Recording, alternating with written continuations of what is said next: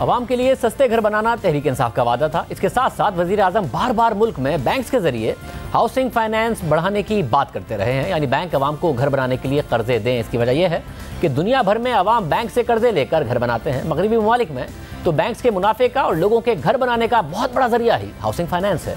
भारत में भी इस रुझान में तेजी से इजाफा हुआ है और 15 साल में मॉर्गेज फाइनेंसिंग 1% से बढ़कर 10% हो गई है। मगर पाकिस्तान में कमर्शियल बैंक्स की तरफ से घर बनाने के लिए कर्जे देने का रुझान ना होने के बराबर रहा है।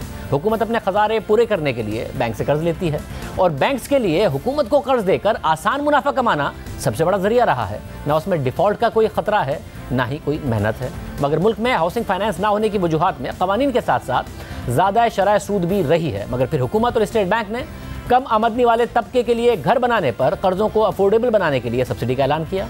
इसके साथ ही स्टेट बैंक ने कमर्शियल बैंक्स को यह टारगेट दिया कि दिसंबर 2021 तक वो अपने प्राइवेट लोन पोर्टफोलियो का 5% हाउसिंग और कंस्ट्रक्शन सेक्टर को दें। जो टारगेट पूरा नहीं करेगा उन्हें जुर्माना होगा। मगर वजीर आजम ने आज इस पर भी मायूसी का इजहार किया। मैं ये ज़रूर कहूँगा कि अभी बैंक्स को आदत नहीं पड़ी इस चीज़ की, उनको अभी छोटे लोगों को कर्जे देने की उनको आदत नहीं है। और मैं सारे बैंक्स के हेड्स को बार बार कहता हूँ कि अपने ट्रेन करें अपने स्टाफ को कि जब एक गरीब आदमी आता है तो उसको कैसे सर्विस करना है उन्होंने। इसकी वजह से अभी भी स्लो है हमारी जो सारे पाकिस्तान में स्कीम चल रही है। मगर सब्सिडी के तहत कम आमदनी वाले तबके के लिए भी रकम की हद इतनी कम थी कि बैंक्स और आवाम की उस तरह दिलचस्पी नजर नहीं आई। इतनी कम रकम पर छोटे घरों की सप्लाई के भी मार्केट में मसाइल थे। अब हुकूमत ने हाउसिंग फाइनेंसिंग के तीनों टियर्स में तब्दीलियां की हैं, तीनों कैटेगरीज में तब्दीलियां की हैं ताकि हाउसिंग फाइनेंसिंग में इजाफा हो। पहले भी जो सब्सिडी थी उसको कैटेगरीज में रखा गया था। टियर 1 में शरह सूद पहले 5 सालों के लिए 3% और फिर अगले 5 सालों के लिए 5% होगी और ज़्यादा से ज़्यादा कर्ज की लिमिट 27 लाख रुपए होगी, जो 5 मरले या 125 गज के घर या फिर 850 स्क्वायर फीट के फ्लैट के लिए होगा। मगर टियर 2 और 3 में तब्दीलियां की गई हैं ताकि कमर्शियल बैंक्स की दिलचस्पी भी बढ़े और मिडिल इनकम ग्रुप्स भी इस सहूलत का फायदा उठाएं। अब टियर 2 के लिए कर्ज की ज़्यादा से ज़्यादा लिमिट 60 लाख रुपए कर दी गई है और तीसरी कैटेगरी के लिए 1 करोड़ रुपए कर दी गई है। टियर 2 के लिए घर 5 मरला या 125 गज जबकि फ्लैट 1250 स्क्वायर फीट तक लिया जा सकेगा। पहले 5 साल के लिए शरह सूद 5% और अगले 5 साल के लिए 7% होगी और टियर 3 के लिए घर 10 मरला या 250 गज या 2000 स्क्वायर फीट के फ्लैट पर यह कर्ज लेने की सहूलत दस्तियाब होगी। शरह सूद पहले 5 साल के लिए 5% और अगले 5 साल के लिए 9% होगी। अगर कर्ज की मुद्दत 10 साल से ज़्यादा हुई तो 10 साल के बाद मार्केट रेट पर बैंक शरह सूद लेगा। इस लिमिट बढ़ने की वजह से यह तवक्को है कि बैंक इस इनकम ग्रुप को कर्ज आसानी से दे सकेंगे जिनकी पहले ही क्रेडिट हिस्ट्री है, इनकम प्रोफाइल है, क्रेडिट कार्ड्स हैं या फिर गाड़ियों पर पहले ही बैंक से लोन्स ले चुके हैं मगर जिनकी हिस्ट्री नहीं है। उनका क्या होगा? उन्हें घर बनाने के लिए कर्ज कैसे मिलेगा? हमारे साथ सीमा कामिल साहिबा मौजूद हैं। आप deputy governor state bank of Pakistan हैं। बहुत शुक्रिया सीमा कामिल साहिबा। आप तवक्को कर रही हैं कि अब आवाम की तरफ से घर बनाने के लिए बैंक से कर्ज लेने का रुझान भी बढ़ेगा और बैंक की तरफ से भी ये रुझान बढ़ेगा कि वो जो आपकी 5% की हद है उस तक 2021 दिसंबर तक कर्जे दें। पहली बात यह है कि 2 टारगेट्स हैं, एक हाउसिंग और कंस्ट्रक्शन का टारगेट है जिसको बैंक्स को 5% पे लेके जाना है इस साल के आखिर तक। हर क्वार्टर का एक टारगेट है, हर क्वार्टर वो टारगेट मीट हो रहा है। सो जो उस पर उम्मीद थी वो पूरी है, बल्कि जो जून का टारगेट है वो 75% अप्रैल में भी मीट हो गया। सो पहले तो ये बात है, ये जो 55 बिलियन दिया है ये बिल्कुल टारगेट के मुताबिक है, तो इसमें कोई मसला नहीं है। अच्छा, दूसरी चीज़ है मॉर्गेज की। मॉर्गेज में भी अब बहुत अच्छी पेस आ रही है। ये सिर्फ 6 महीने की बिजनेस है, अभी हमने 6 महीने हुए शुरू किया है और अब तक बैंकों ने 15 बिलियन से ज़्यादा के लोन मॉर्गेज के अप्रूव कर दिए। अब ये हो रहा है कि पहले जो इसमें शराइत थी वो ज़रा मुश्किल थी लोगों के लिए, जैसे उनको नया घर लेना पड़ता था या अगर घर का साइज बोला गया था, घर बना रहे हैं तो 5 मरले का है मगर उसका कवर्ड एरिया इतना हो, तो वो सब शराइत हमने अब आसान कर दी हैं। उसके बाद से हर हफ्ते 1.5 बिलियन की अप्रूवल हो रही है, इससे पहले 500 की हो रही थी।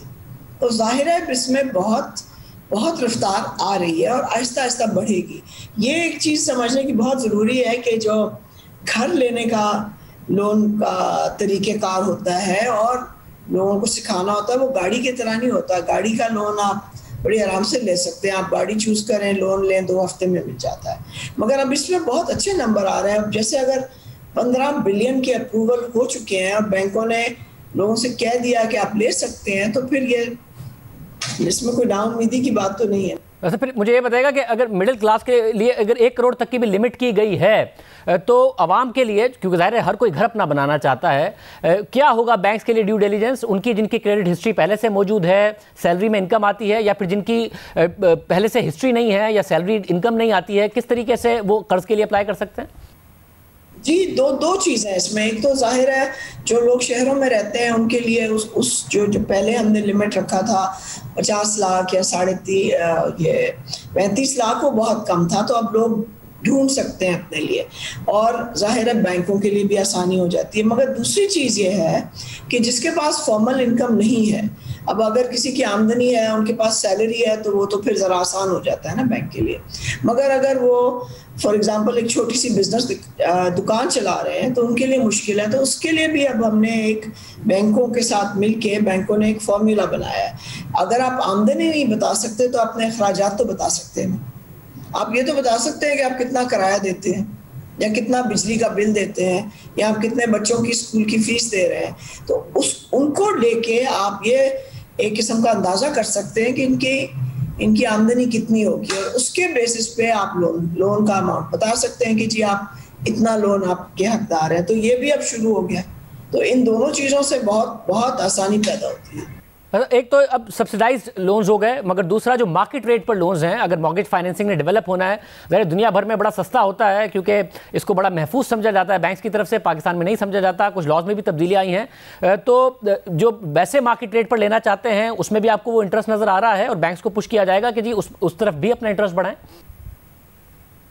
जी, ले रहे हैं। कुछ पहले जो बैंक्स थे और जो हमारे इस्लामिक बैंक्स थे, वो पहले भी इस काम में बहुत अच्छे रिजल्ट दिखा रहे थे। अब दूसरे बैंक्स भी आ रहे हैं, मगर उसमें भी अब इजाफा हो रहा है। तो ये अब इसमें 6 महीने हुए हैं, इसमें थोड़ा टाइम लगेगा, मगर 16 बिलियन के अगर अप्रूवल हो गए हैं और हर हफ्ते 1.5 बिलियन हो रहा है, तो ये कम अमाउंट नहीं है 6 महीने में, जब हम जीरो से जा रहे हैं। आप जरूर देखेंगे कि अगले 6 महीने में बहुत फर्क आएगा, क्योंकि अब बैंक्स इसमें खुद इंटरेस्ट ले रहे हैं। और इसमें आप देखें, बाहर के ममालिक में बैंक तो मॉर्गेज से ही पैसे बनाते हैं, और हमारे बैंक भी करना चाहते हैं। तो अब ये अब हम कॉल सेंटर खोल रहे हैं एक, जिसमें एक नंबर होगा जिसमें 5000 कॉल डेली जा सकेगी, और लोग समझ भी सकेंगे, क्योंकि इंटरेस्ट बहुत है, डिमांड बहुत है लोगों के पास। वो क्यों किराया दें जब वो घर ले सकते हैं, और जितना किराया है उसके साथ मैच होना चाहिए। बस ये टेस्ट। वज़ीर आज़म भी कह रहे थे कि बैंक सही रवैया रखें उन लोगों के साथ जो लोन लेने आते हैं हाउसिंग फाइनेंस के लिए लो इनकम ग्रुप में। तो किस तरीके से स्टेट बैंक मॉनिटर कर रहा है कि लोग अप्लाई करें और उनको सही तरीके से एवेलुएट भी करें बैंक्स? जी देखिए, और हमने by the way complaint centre भी बनाए हैं, हमारे 16 दफातर हैं, वहाँ पे भी लोग जाके बता भी सकते हैं कि अगर कोई मसला है।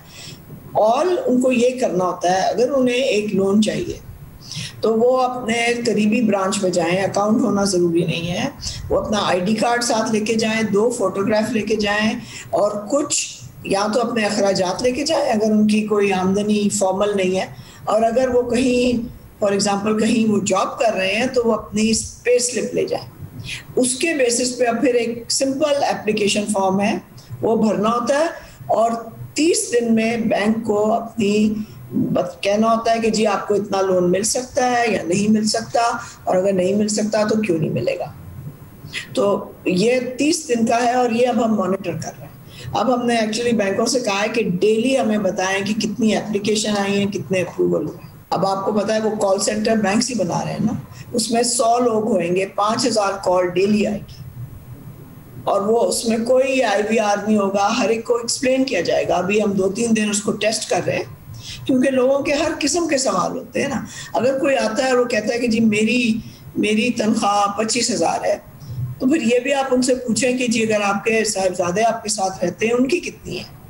तो अगर वो कहेंगे कि उसकी भी 30 है, और मेरी बेटी है वो कहीं काम कर रही है उसकी भी 30 है, तो वो हम सब कंबाइन भी करके तो वो फिर भी कर ले सकते हैं ना। तो उससे भी एक आसानी होती है। 4 एप्लीकेंट हो सकते हैं एक लोन के लिए। क्योंकि आपको पता है हमारी जॉइंट फैमिली सिस्टम्स होते हैं, तो फिर वो उनके लिए भी आसानी पैदा हो जाएगी। बहुत शुक्रिया।